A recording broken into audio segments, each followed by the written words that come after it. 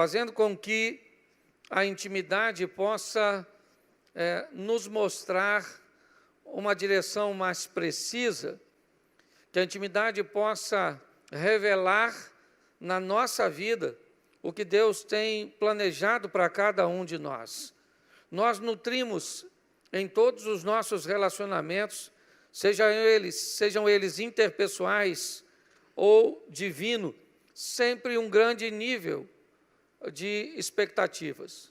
E todas as expectativas correspondidas, né, são muito benéficas, prazerosas, mas toda expectativa não correspondida tem tendência a gerar algum nível de frustração, a não ser que tenhamos intimidade o suficiente para entender por que aquilo está sucedendo, por que é que não estamos recebendo e vivendo as coisas segundo a expectativa que tínhamos.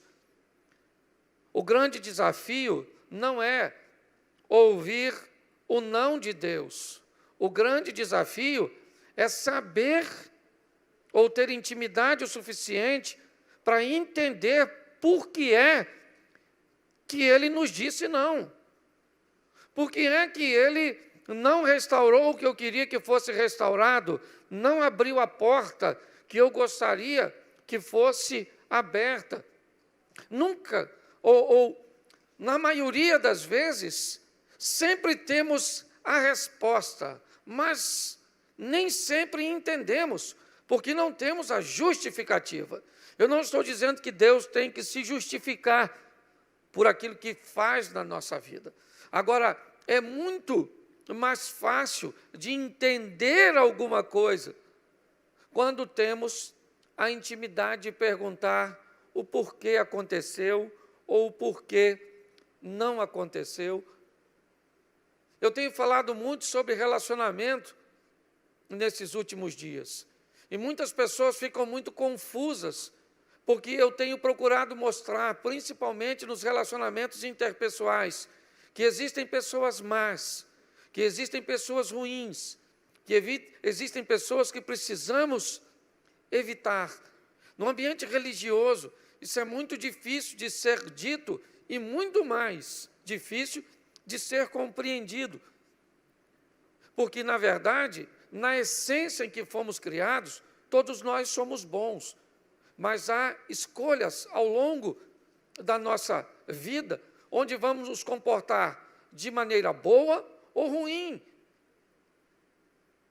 Quem já não ouviu alguém dizer, não, todo mundo é bom, ruim é o diabo? E eu pergunto a você, qual problema você já teve diretamente com ele?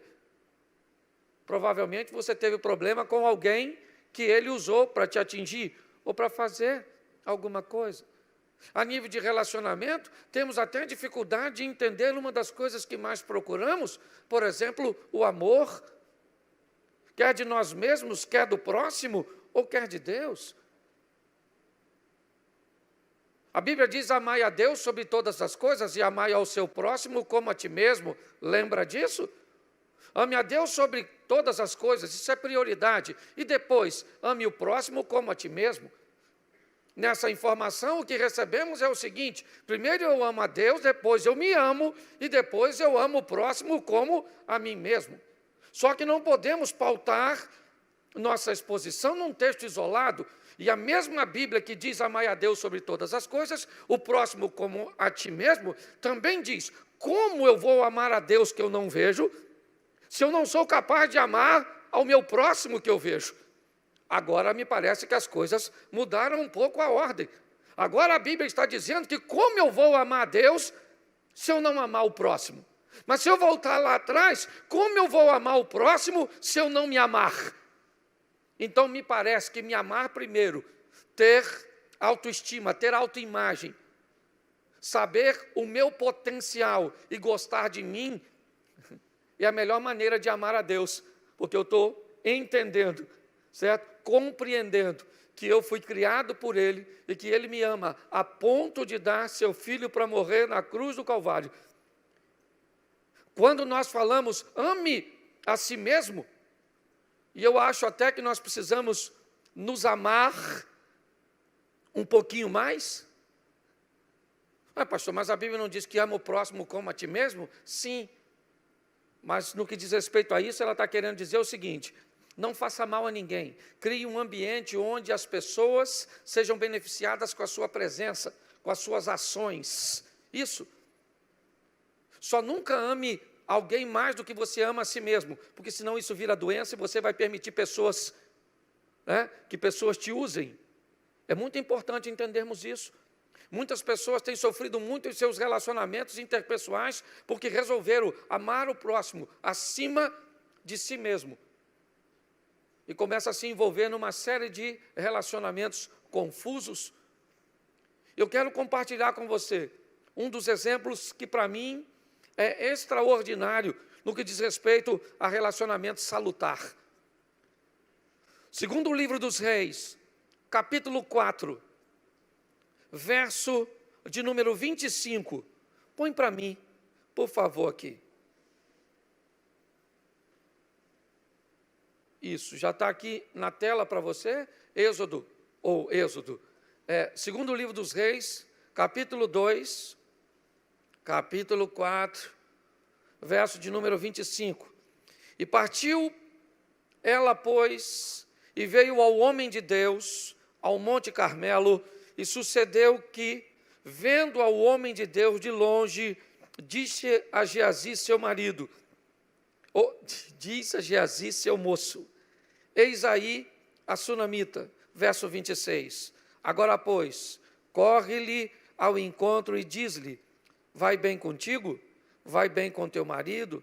Vai bem com teu filho? E ela disse, vai bem. Feche os seus olhos.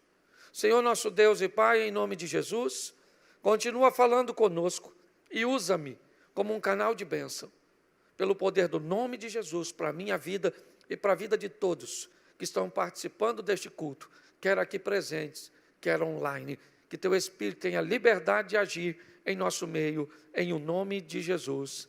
Amém. Glória a Deus. Amém. Eliseu está com Geazi no Carmelo, quando de repente vem a sunamita em sua direção. De longe, Eliseu visualiza essa mulher e ele sente que tem alguma coisa de errado. Alguma coisa não está bem. Tem alguma coisa no andar daquela mulher, na expressão daquela mulher, na caminhada daquela mulher. E nesse momento, Eliseu chama Geazi e diz, vai até a sunamita e pergunte a ela o que é que está acontecendo. Pergunte a ela se as coisas estão bem com seu filho, com seu marido, se está tudo bem. Como alguém é capaz de observar de longe que as coisas não estão bem com a outra? Como alguém é capaz de notar, de ter a percepção de alguém que vem ao longe, a ponto de ter que enviar um mensageiro e perguntar, pergunte a ela, o que é que está acontecendo?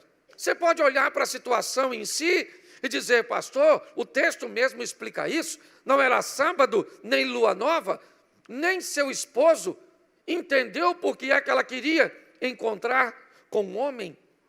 Mas, se eu olhar um pouquinho atrás, eu vou descobrir algumas coisas muito preciosas no que diz respeito a relacionamentos. Põe para mim, capítulo 4 aí, o mesmo capítulo, verso de número 8. Volta para o 8. Sucedeu também um dia, indo Eliseu a Sunem, havia ali uma mulher rica, a qual reteve a comer pão. Sucedeu que todas as vezes que passava, ali se dirigia a comer pão. Preste atenção, porque lá na frente, eu estou olhando um homem capaz de olhar que as coisas não estão bem em alguém que vem ao longe. Tem alguma coisa de errada com a expressão facial daquela mulher, com o andar daquela mulher, com a postura daquela mulher. E onde é Ou de onde ele retirou tantas informações sobre esta mulher? Como é que Eliseu sabe tanto sobre ela? Como é que ele é capaz de fazer uma leitura de alguém que ainda vem ao longe e entender que tem alguma coisa de errada? Ele não sabe o que é, mas ele sabe que alguma coisa não está correta. E de onde vem isso? Da intimidade que ele tem com ela. Que intimidade é essa, pastor? Onde é que tudo isso começou? No verso 8. O texto diz que um dia, Eliseu passa perto da casa desta mulher. E essa mulher faz um convite para Eliseu ir até a sua casa para fazer uma refeição. O texto diz que daí, depois desse dia, todas as vezes que Eliseu passava por Sunem, ele entrava na casa desta mulher para comer pão. O que está acontecendo aqui?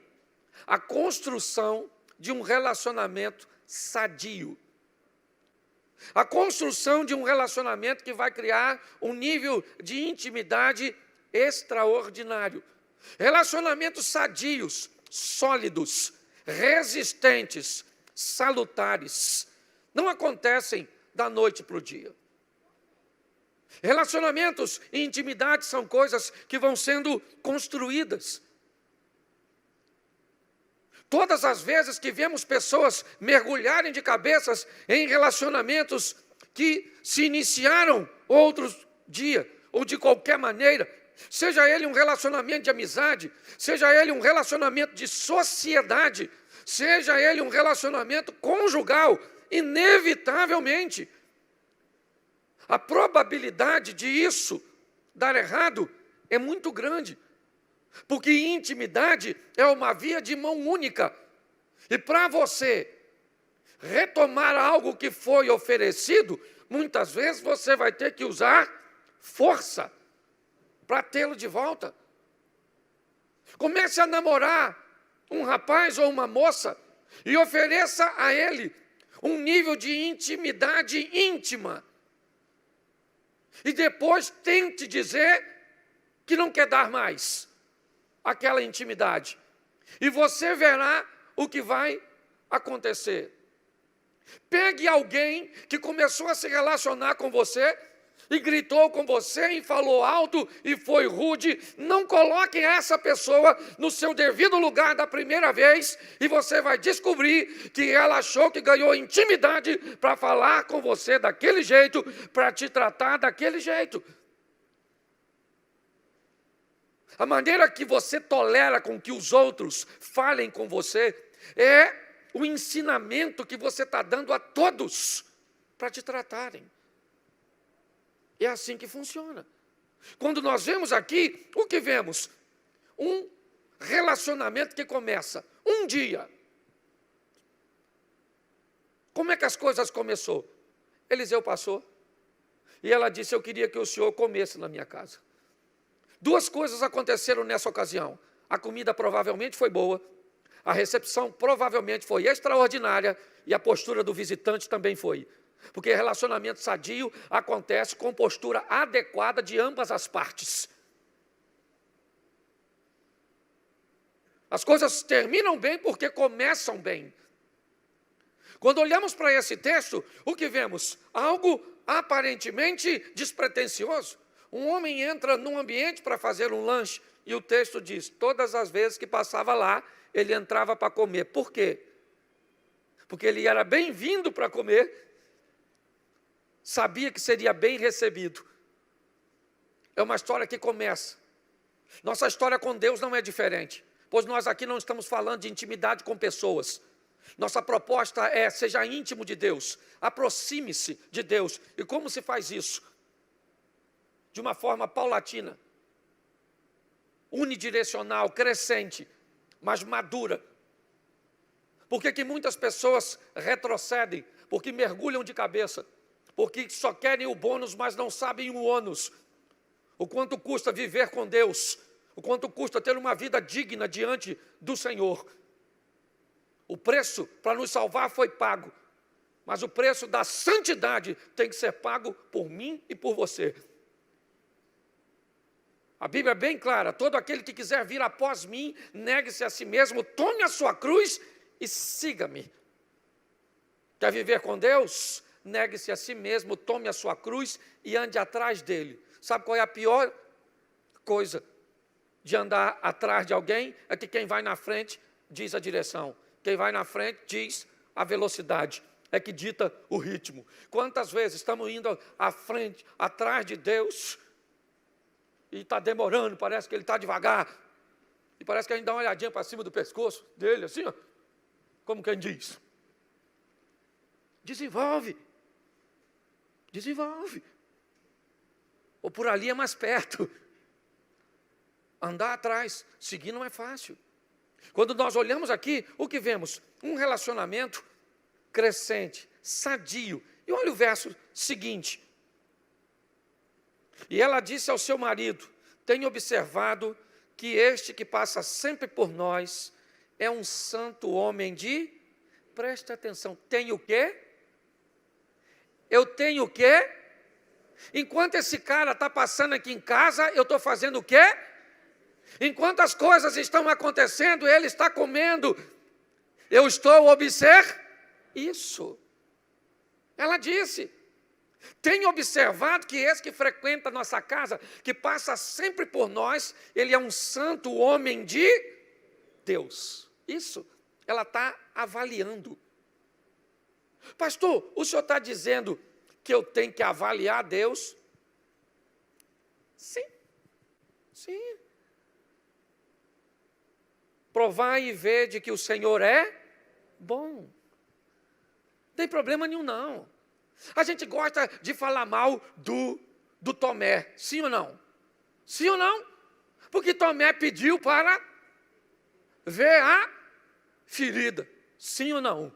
Agora diga para mim aqui, quem é dos discípulos que poderia dar o melhor testemunho das feridas? O Tomé. Sim ou não? Sim, pode ter sido repreendido, era uma lição para todos, sim, mas ele falou, está furado mesmo? Jesus falou, coloca o dedinho aqui, querido, se você quiser ver. Bem-aventurado aquele que não viu e creu. Mas o que está acontecendo aqui é um relacionamento crescente.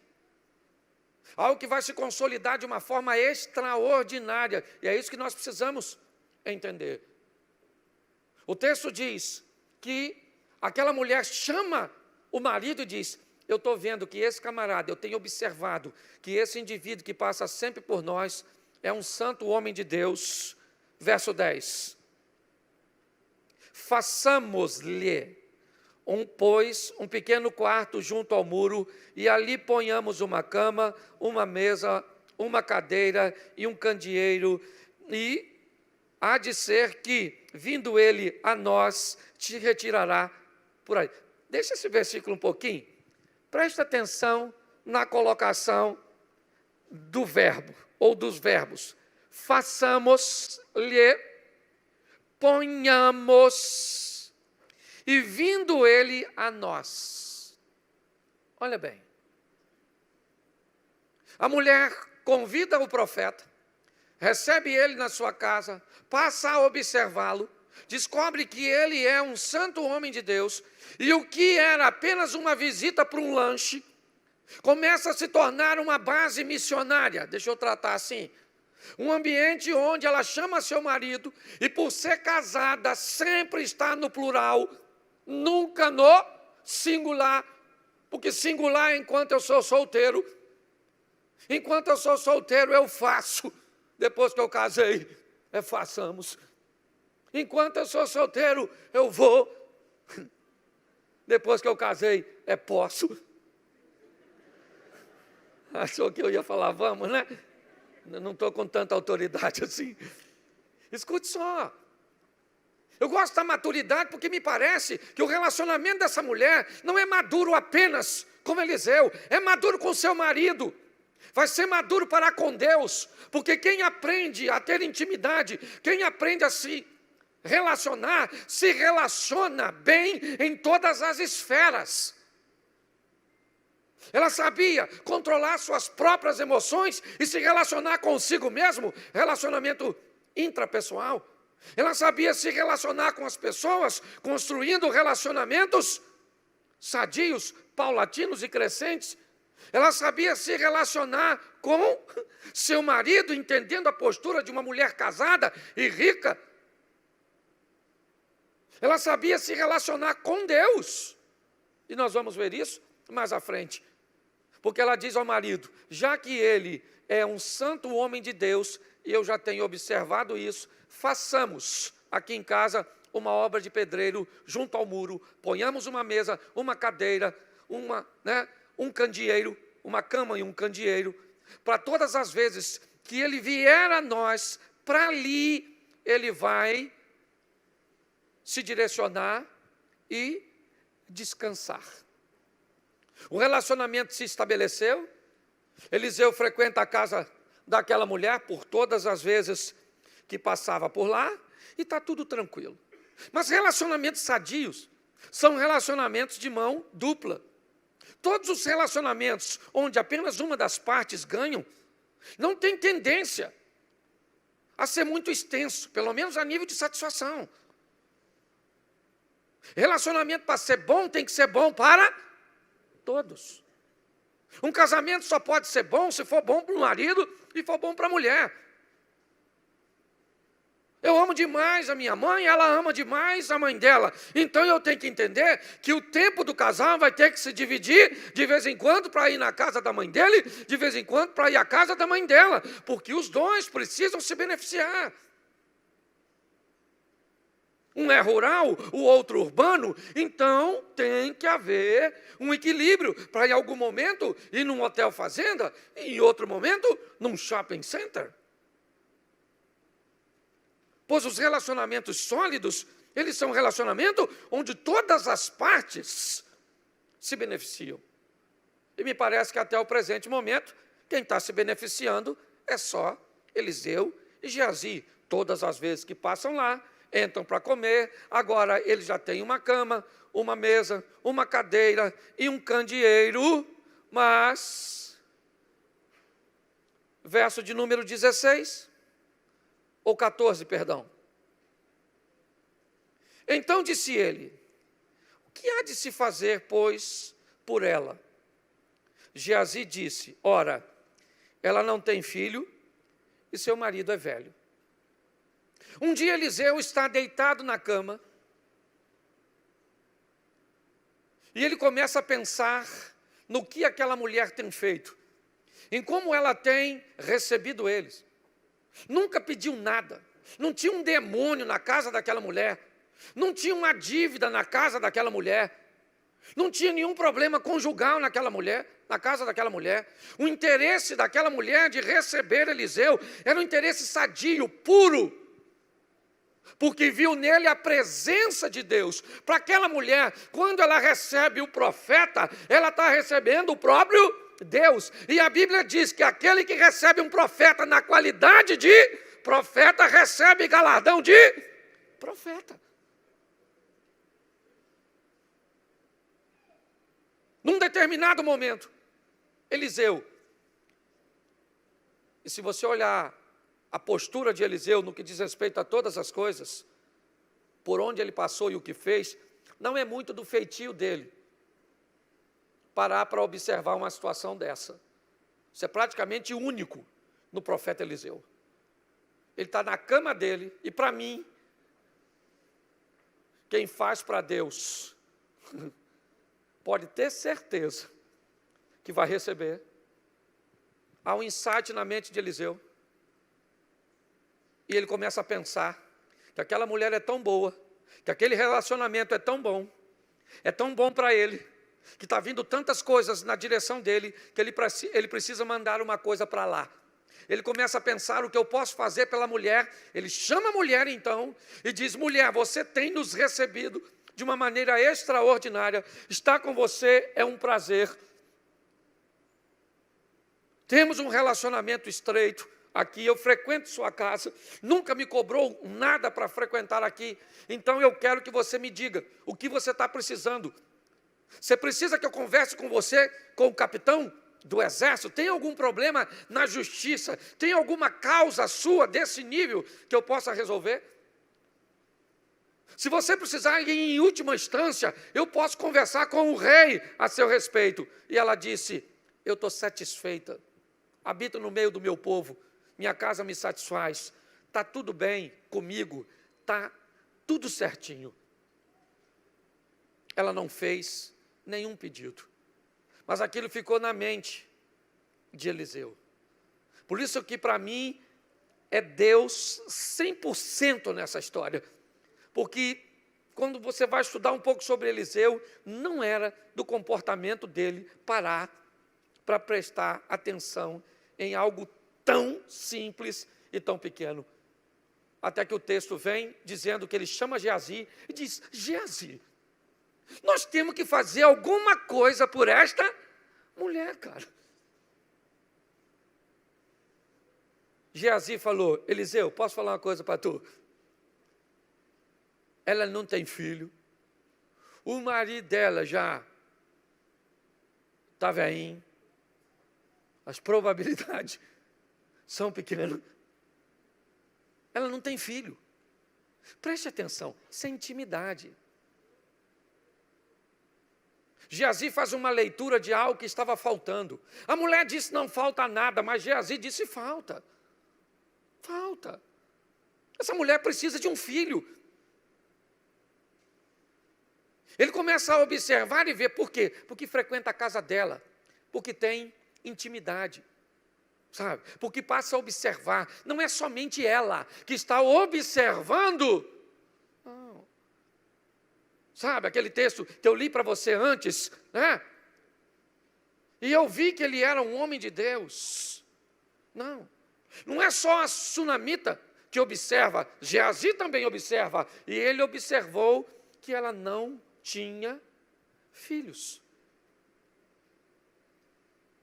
Eliseu chama e diz: olha, você não tem filhos?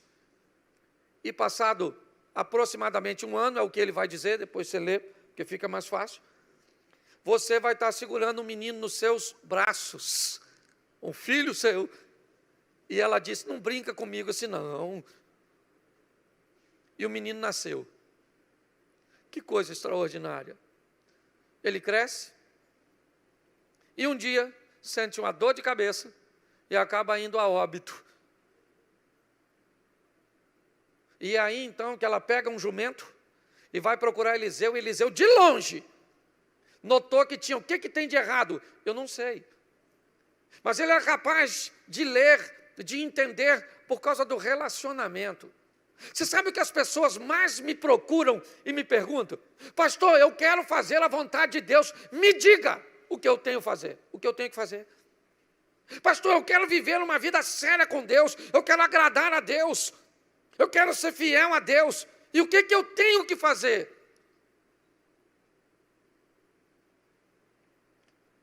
Que pergunta esquisita.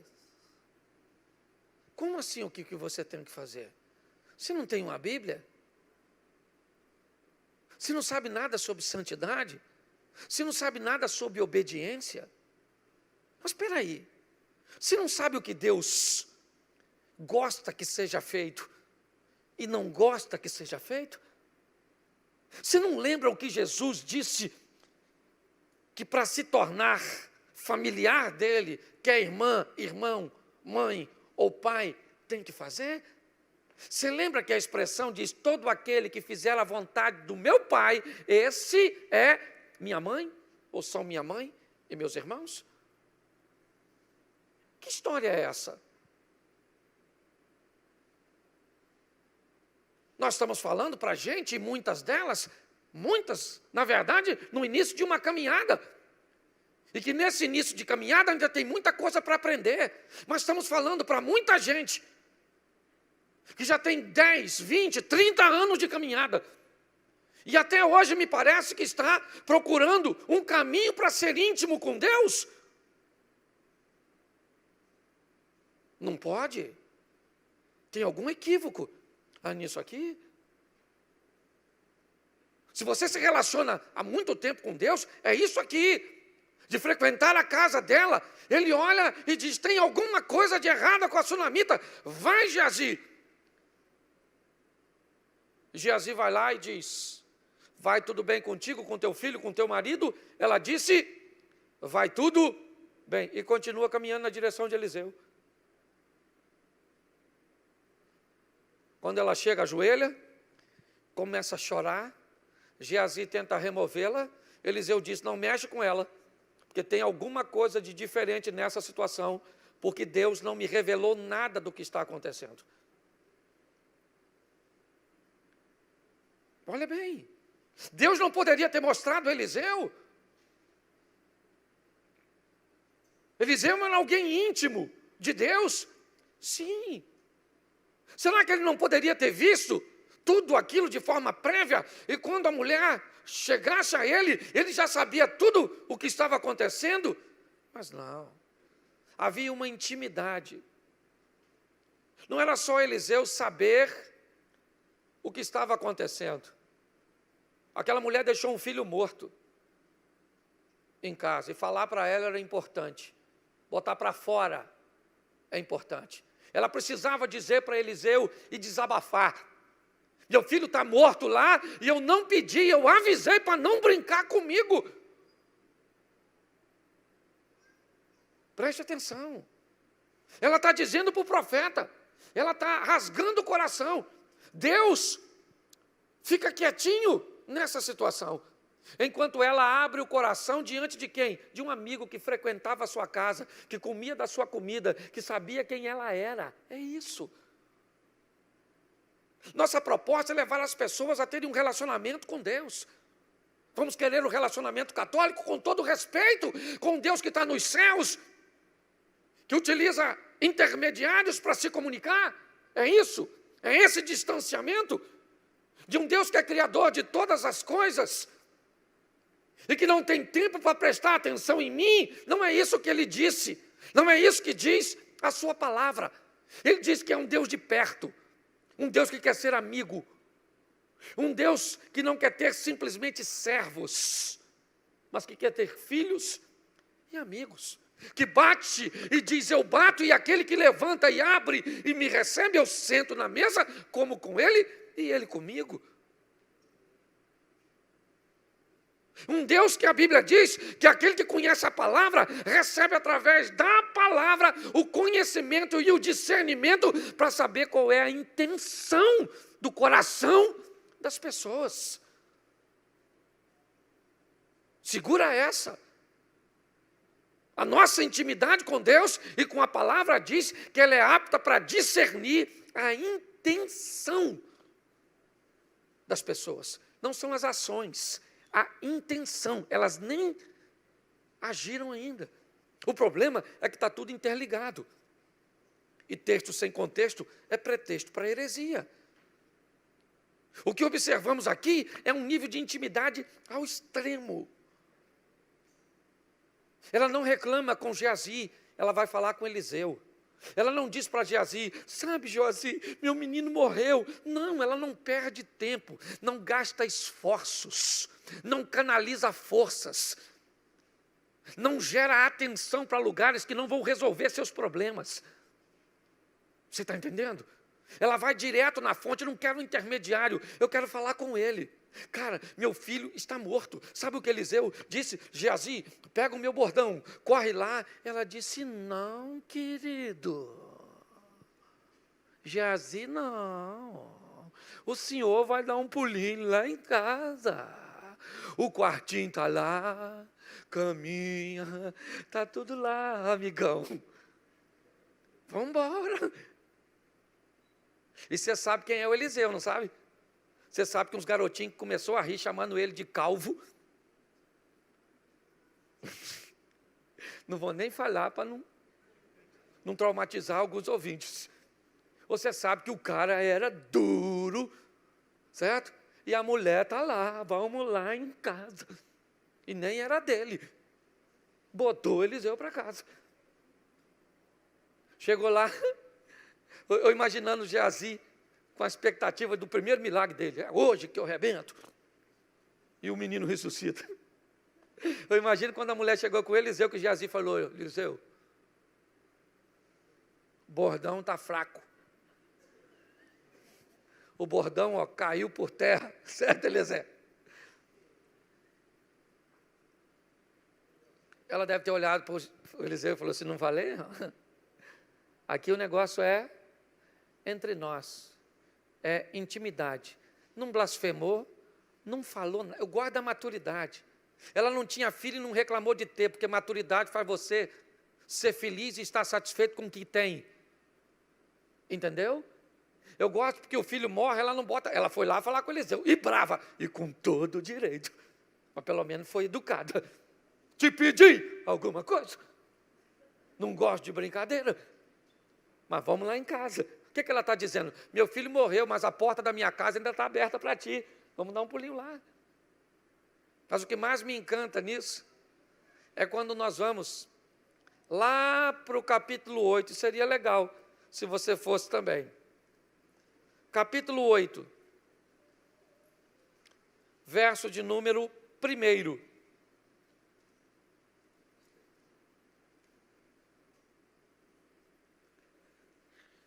E no ano 5º de Jorão, filho de Acabe, rei de Israel, reinando ainda Josafá em Judá, começou a reinar Jeorão, filho de Josafá, rei de Judá. E ele e a cidade tinha 2 anos quando começou.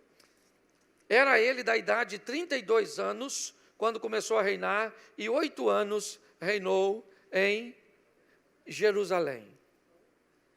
Deixa eu te mostrar um pouquinho à frente para a gente ganhar tempo. Deixa eu usar aqui porque está pertinho, é fácil.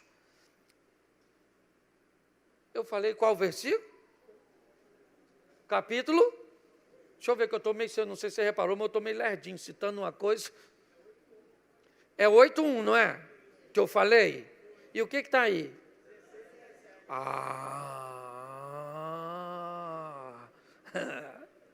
Tem mais gente doida no ambiente além de mim hoje. Bota. Aí sim, querido. Não posso nem falar de você, que eu já errei umas 10 hoje. E falou Eliseu, aquela mulher cujo filho vivificara, dizendo: levanta-te, vai tu e a tua família, peregrina onde puderes peregrinar, porque o Senhor chamou a fome, a qual também virá na terra por 7. Gente, presta atenção, agora aqui comigo. Essa mulher é gente boa, sim ou não? Sim ou não? É uma mulher que investe no homem de Deus, comprometida com Deus, e a casa dela vai passar fome, sim ou não? Sim ou não? Ela vai ter que fugir por causa da fome, sim ou não? Pois é, querido. Fiel também, às vezes, tem que fugir. Não concordo. Quem é você na fila do pão para concordar ou não? Até rimou. Olha só.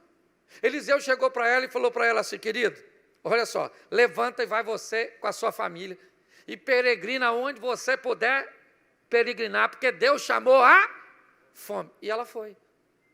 Foi, deixou sua casa, suas terras, sua riqueza, deixou tudo para trás. 7 anos se passaram. 7 anos se passaram. Verso 3. E sucedeu que ao cabo de 7 anos, a mulher voltou da terra dos filisteus e saiu a clamar ao rei pela sua casa e pelas suas terras. Verso 4. Ora, o rei falava a Geazi, moço do homem de Deus, dizendo: conta-me, peço-te todas as grandes obras que Eliseu tem feito. Eu acho isso muito legal. 7 anos depois vem a mulher voltando para casa, certo? Provavelmente com seu marido e com seu filho. E ela vem para conversar com o rei, para dizer para o rei, para devolver suas terras, porque quando a fome chegou, 7 anos atrás, ela teve que abandonar suas terras. E como vivia num ambiente de monarquia, na verdade as terras nunca foram dela. Mas nesse momento de abandono, volta para o poder real. E durante todo aquele período, o rei está gerenciando e administrando tudo. Deixa eu voltar aqui, só para você entender. Quando Eliseu perguntou a sunamita se ela queria que ele fizesse alguma coisa por ela, ele fez a segunda pergunta: posso eu falar alguma coisa a seu favor com o capitão do exército ou com o rei? Mas nesse texto, Eliseu não está. Quando a mulher está voltando para reclamar, Eliseu não está lá. Ele está vivo, é verdade, mas ele não está presente para interceder por ela, como faria se tivesse. Só que a Bíblia diz que ela recebe Eliseu na sua casa porque vê nele um homem de... E Deus está presente onde Eliseu não está. Você está entendendo? Seus relacionamentos e suas conexões, por melhor que sejam, não vão estar com você em todos os momentos, e nem serão capazes de resolver todos os seus problemas, mas Deus vai estar e Ele pode resolver. Então eu não sei o que você está enfrentando hoje, em que esfera está. Eu sei que Deus pode intervir a seu favor. E sabe o que eu acho? Se Deus está no negócio, você lembra daquele texto que diz assim: todas as coisas cooperam para o bem daqueles que amam a... Isso, vamos parar por aí. Eliseu estava lá, sim ou não? Sim ou não? Não. Mas quem é que estava? O Geazi. Está batendo um papo com quem? Com o rei. A mulher quer falar com quem? Com quem?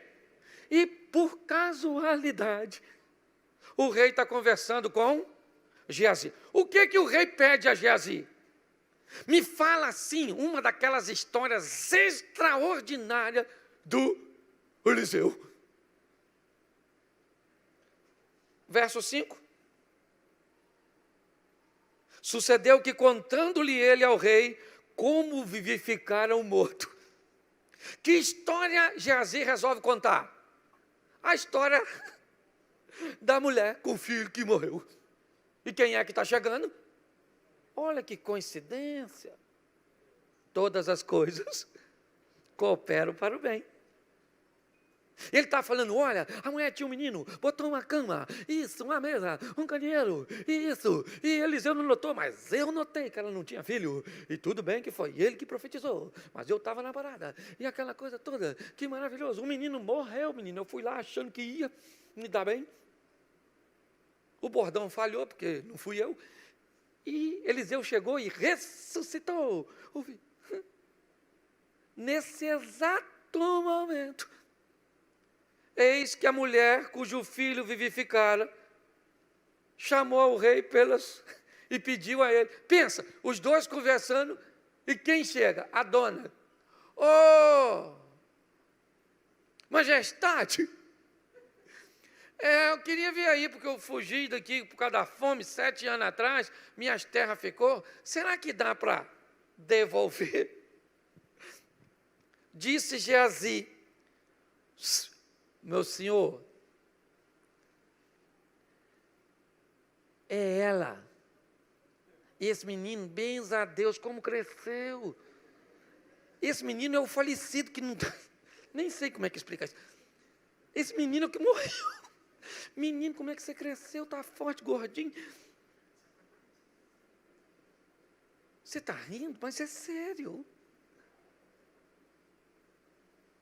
Olha bem, você faz as coisas para pessoas, pessoas te recompensam bem, mas nem sempre, sim ou não? Sim ou não? Mas você faz para Deus, pode ter certeza que quando os homens não estiverem lá, Ele vai estar para intervir. Nesse momento, o rei deixa de conversar com a mulher ou com Geazi e fala com a dona: minha senhora, fala comigo como é que foi esse babado. E nada melhor que pedir uma mulher para contar uma história. Senta, majestade, porque acordei de manhã, já sei que alguma coisa não estava bem com aquele garoto. Olhei para ele assim e falei: esse menino está estranho. Mas o pai insistiu em levá-lo. Foram por volta das 7:30 da manhã. Porque mulher é assim, conta tudo tintim por tintim, no final ainda entra em detalhe. Eu imagino o rei. E ela falou, e agora eu voltei. Sabe, estou querendo as minhas terras. Ele chamou um de seus oficiais e disse, pega esta mulher, leva essa mulher, ela vai apontar quais são suas terras, devolva tudo a ela, e tudo aquilo que foi ganho, todo o lucro que se teve durante os 7 anos que ela ficou ausente, devolve para ela. Quem fez isso por ela? Eliseu ou Deus? Pois é, querido. Lembra?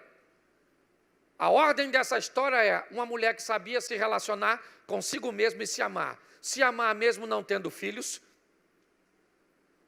Se amar mesmo quando o filho morreu. Se amar e fugir mesmo quando vivia uma vida de obediência. Mas essa mulher sabia amar ao próximo. E beneficiar alguém como beneficiou a Geazi e a Eliseu. Mesmo quando não estava precisando de nada deles. E alguém que ama a si mesmo e que ama o próximo, inevitavelmente, isso é uma demonstração de que ama a Deus. Ama o próximo que vê. E quando tudo isso acontece, o que vemos? Um Deus que estava lá. Para quê? Para intervir. A demonstração é, querida, a senhora não fez para Eliseu, fez para mim. Eliseu não está presente, mas eu estou, e eu vou devolver as suas terras. Eliseu não está aqui para falar com o rei, mas eu estou. Eliseu não está aqui para criar a situação, mas eu estou. Vamos fazer o seguinte, vamos fazer como essa mulher, criar um ambiente na nossa casa, na nossa vida, no nosso ministério, nos nossos negócios, onde pessoas serão beneficiadas, porque acreditamos que pessoas, e que cuidar de pessoas, e que ajudar pessoas, é amar a Deus. E que nada que essas pessoas nos façam farão com que nos amemos ou deixemos de nos amar primeiro. Porque todo aquele que invocar o nome do Senhor será salvo. Como, pois, invocarão aquele em quem não creem? E como crerão naqueles de que não ouviram? E como ouvirão, se não há quem pregue? E como pregarão, se não forem enviados? Como está escrito, quão formosos os pés dos que anunciam o evangelho de paz, dos que trazem alegres novas de boas coisas. Mas nem todos têm obedecido ao evangelho, pois Isaías diz, Senhor, quem creu na nossa pregação? De sorte que a fé é pelo ouvir, e ouvir pela palavra de Deus. Romanos capítulo 10, versículo 13 ao 17.